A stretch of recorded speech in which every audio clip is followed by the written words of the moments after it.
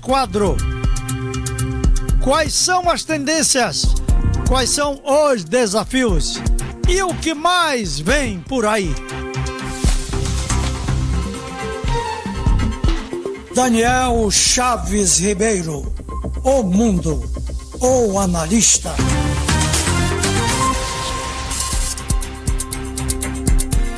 A política pode ser vista de várias formas, mas a política, acima de tudo, para mim, se resume a três coisas: política como arte, política como ciência e política como o fazer política, a profissão, a classe política. É nessa disputa e nesse ambiente em que ciência, em que arte e profissão se combinam, que as eleições são o grande clímax. E é por isso que a gente vem aqui na coluna falando de eleições ao longo desse ano.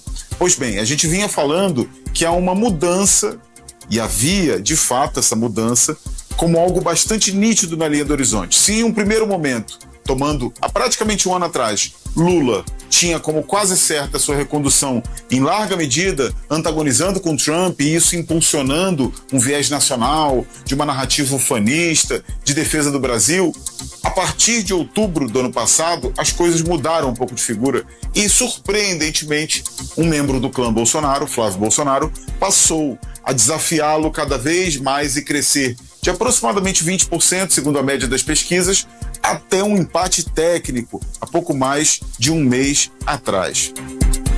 No entanto, essa tendência encontrou uma inflexão. Eu poderia citar dois dos grandes fatores que ajudam a explicar essa inflexão. Ou seja, Flávio Bolsonaro, que vinha subindo, parou de subir e agora aparenta um cansaço eleitoral, aparenta não estar mais tão viável quanto antes, até pouco mais de um mês atrás.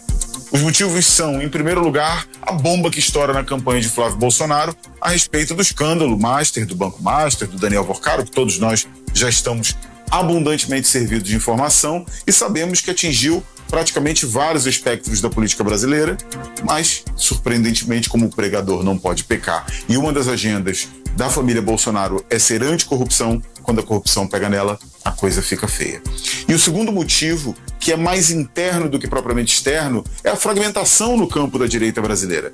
Essa fragmentação que fez com que na última semana, surpreendentemente, os irmãos Bolsonaro entrassem em conflito com a primeira-dama, Michele Bolsonaro, fazendo com que parte do eleitorado feminino, que no Brasil é muito importante, e não só quantitativa, mas qualitativamente, se afastasse e se preocupasse com o que poderia ser um governo do Flávio Bolsonaro sem o espaço que a Michele Bolsonaro teve num outro governo Bolsonaro. Michele Bolsonaro, que hoje, gostem ou não gostem, é uma liderança do campo feminino conservador no Brasil. Isso fez com que a campanha de Flávio Bolsonaro perdesse um pouco de fôlego. Não, a campanha de Flávio Bolsonaro não acabou. Ela não está inviável. Ela continua competitiva. Aliás, Lula e Bolsonaro são os dois grandes nomes competitivos até agora. A gente falou há poucas semanas atrás do Renan Santos, que tinha 4%, 5%. As últimas pesquisas já pegaram ele com 8%, 9%. E é um candidato que pode surpreender em algum momento das eleições brasileiras, mas talvez ainda não nessa. Voltemos a Lula e Bolsonaro. Lula e Bolsonaro possivelmente são hoje os dois grandes nomes.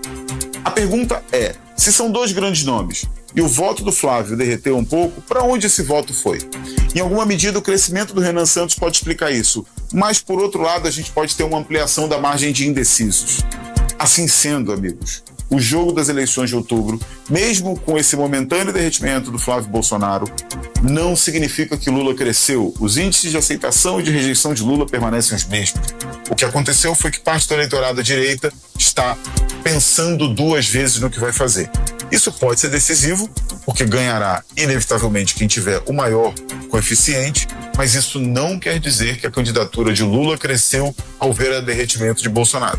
E nesse sentido, a bipolaridade, a polarização, como nós tanto vimos, entre esquerda e direita no Brasil, permanece em largos passos.